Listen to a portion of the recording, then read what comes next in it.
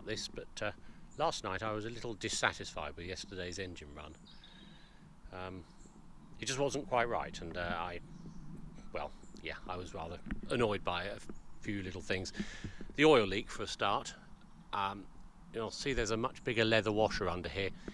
It's still leaking ever so slightly, but it's leaking 100 times less than it was yesterday. Yesterday the back of the fuel tank was all splattered with oil, and the tubes and all manner of things, and it isn't today, so that was very satisfying. The breather isn't leaking at all, which I did wonder might have been one of the culprits, but it isn't.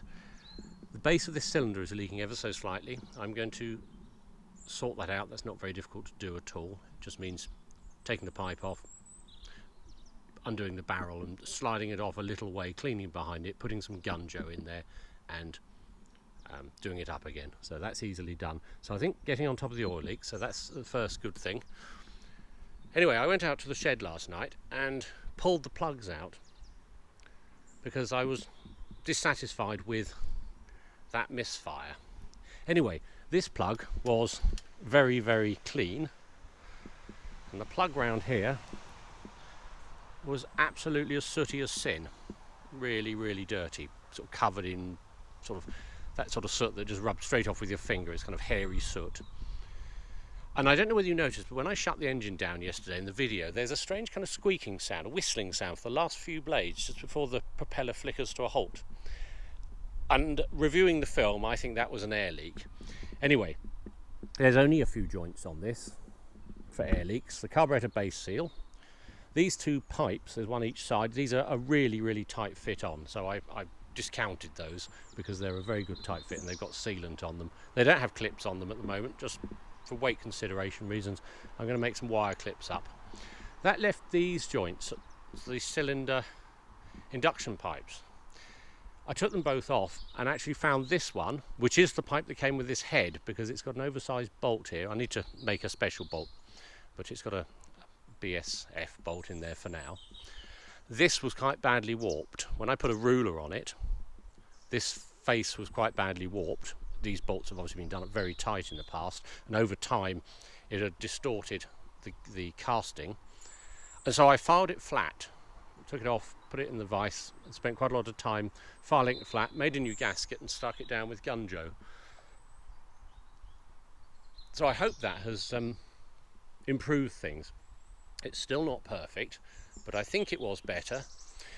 There was black smoke when it revved up. I know some people have commented on that. The C3 does that as well, even if it has the Stromberg carburetor. That's actually quite sort of normal. Irritating though it is, it's just one of those things as it goes through towards about 1500 RPM. They smoke briefly and then they pick up and they run beautifully. At high RPM it's running really well. I notice also this is creeping slightly away from advance. In fact, when I gave it full beans a moment ago and I held that down, the rev counter was reading 2450, so that's another 100 RPM on yesterday, so it must have been creeping a little bit yesterday. So that either needs a friction device sort of to make it far stiffer, or a spring even to generally hold it up. I could otherwise see if I could get a locking choke cable arrangement with one of these that twists through 90 degrees. Anyway, I'm going to investigate that further. I'm very pleased that the oil is not leaking so much. This is irritating, this advance retard that is just coming out of advance, but that can be sorted. I set the idle mixture, I think that's better. And both plugs, which I've taken out now, are showing the same sort of colour. So I think the mixture distribution is better too. So all in all, better. Anyway, as always, do comment, and no doubt we'll be doing more of this nonsense very soon. Bye bye.